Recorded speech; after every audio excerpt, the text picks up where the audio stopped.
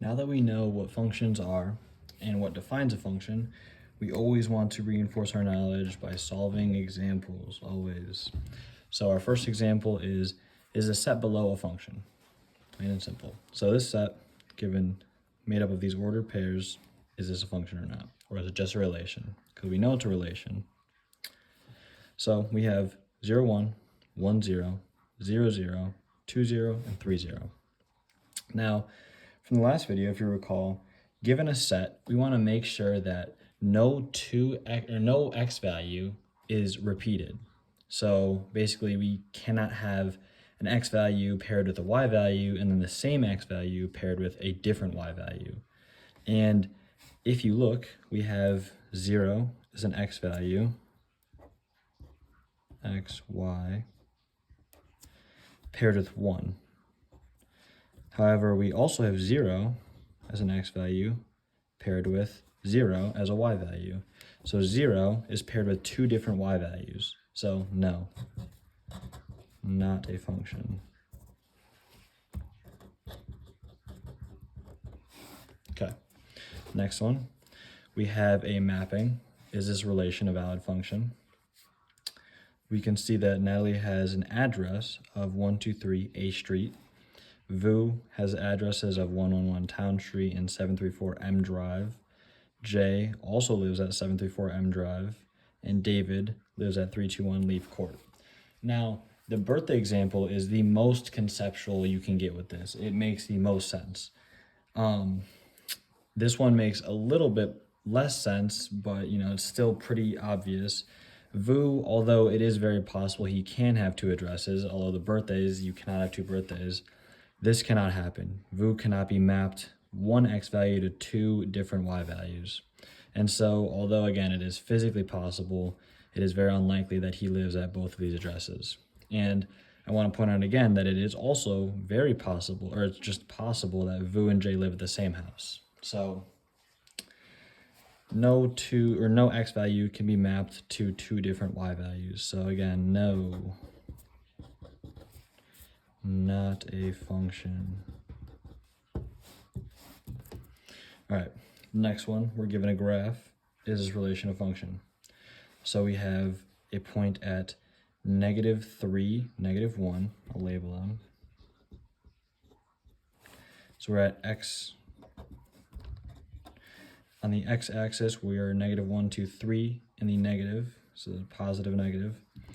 Then this is -2, -2, because we are -2 in the x, -2 in the y, and then this is -1, -3, because we are -1 in the x, -3 in the y. We have 1 at the origin, 0, 0, and then we have up here 1, 3, 1 in the x, 3 in the y, 2, 2, and 3, 1. And 1, 2, 3 in the x, 1 in the y. So all valid points, and none of them are overlapping vertically. So yes, it is a function. This relation is a function. It satisfies the fact that no x value is unique, or no x value is mapped to multiple y values. However, visually, you can see that no point vertically overlaps with another point.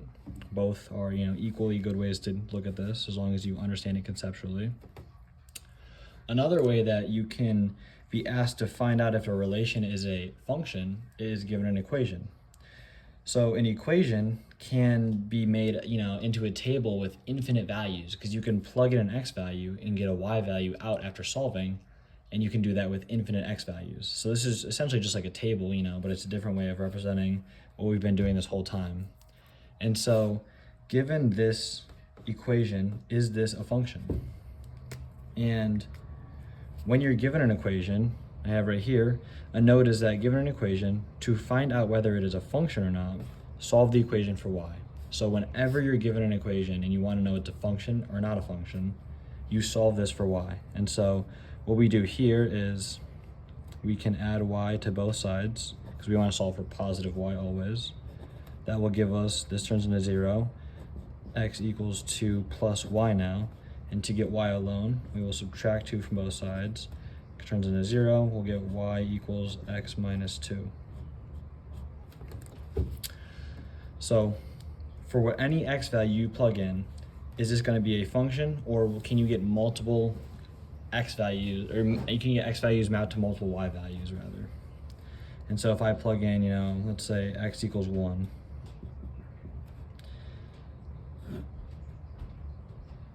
If we get x equals 1, y would equal -1 because it's 1 minus 2.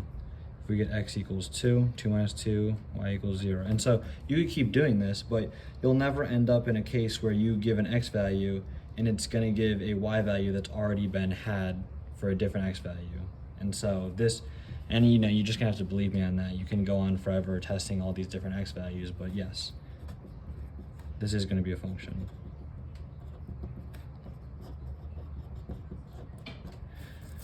And so there are a few tricky cases when looking at this kind of evaluation with functions and equations.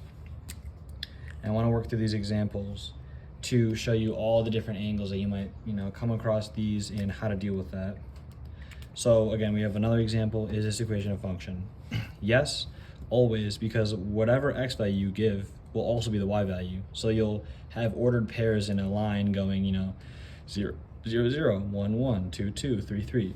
And so you'll never have an x value that'll have two y values because they're always equal.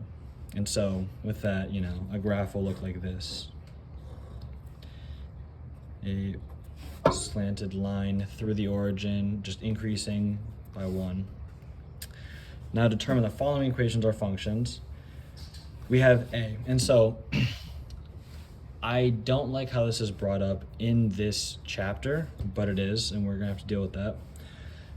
I'm gonna use a square root to solve this problem. It's the only way you can solve this.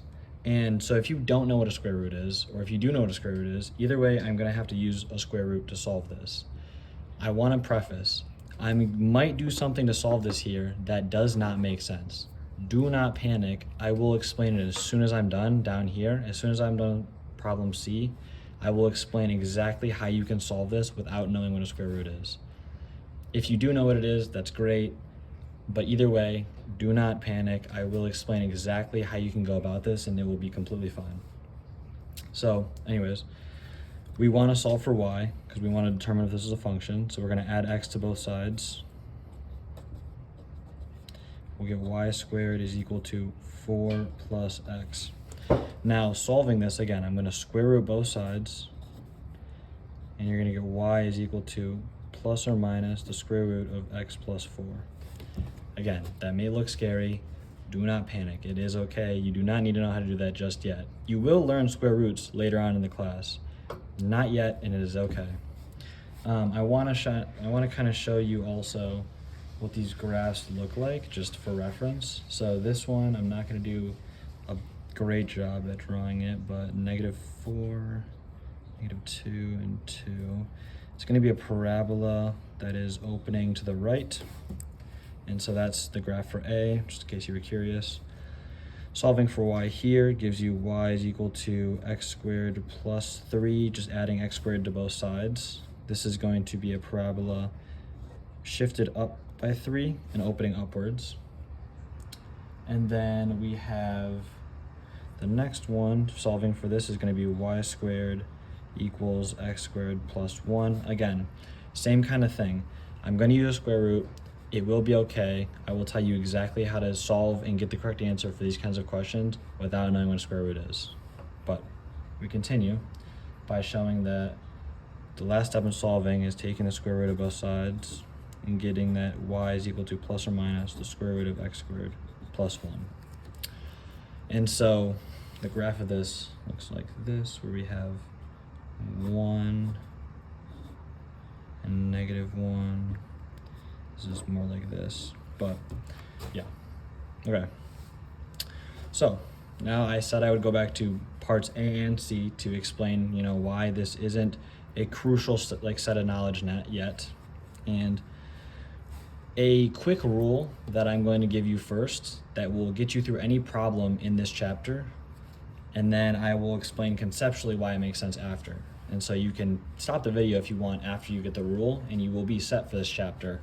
But if you would like to know why the rule makes sense, I will also explain that. However, Very important rule. If you do not know how to use square roots, you do not know what I just did for A and C, a very, very easy rule to follow is if there is a y squared term in your equation,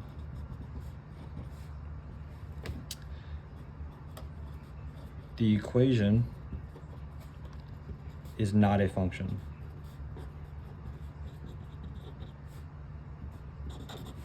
Plain and simple.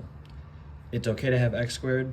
If you have y squared, however, it is already not a function. You can just call it not a function and it's the end of the day at that point. And the reason is because you can kind of see here that if you plug in an x value right here, you're going to get the positive and negative version of what y will equal. So, for example, if I plug in x equals 1 to this equation right here, I will get that y equals the positive square root of 1 squared plus 1 and the negative square root of 1 squared plus 1, which will be positive root 2 and negative root 2. And again, if this math didn't make a lot of sense to you, that's fine. I was just kind of proving a point. You don't need to know it yet. Square roots have not been invented in your realm of knowledge yet.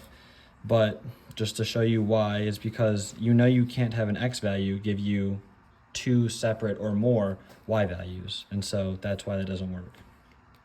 Now, I want to go into why this makes sense conceptually. So we have this rule. If you see a y squared term and you're trying to solve an equation to see if it's a function, this automatically tells you it's not. However, conceptually, I'm going to use, let's say, this equation to solve or prove my point. So I'm going to plug in y or x equals 4. Now I'll get y squared is equal to, actually no, sorry, I wasn't thinking. I want to plug in x equals 12. That'll make it easier for myself.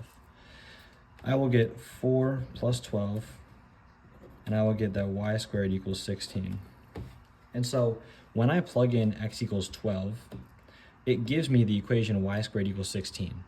And if you aren't familiar with what a square is, again, you will learn this stuff, but if you do, then this will make sense conceptually. And if not, again, follow back on this rule. You will learn these concepts later on in the class.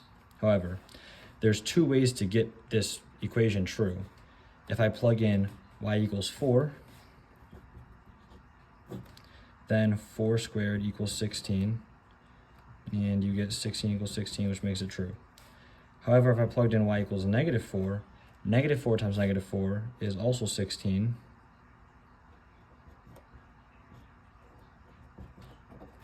And it also gives me 16 equals 16, which is true. So this equation has two answers for y that you can plug in to make it true, 4 and negative 4. But we were only given one x value.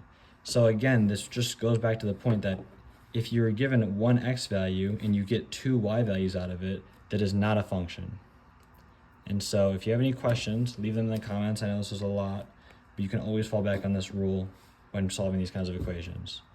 If you found this video helpful, then you should like and subscribe, and I will see you in the next video.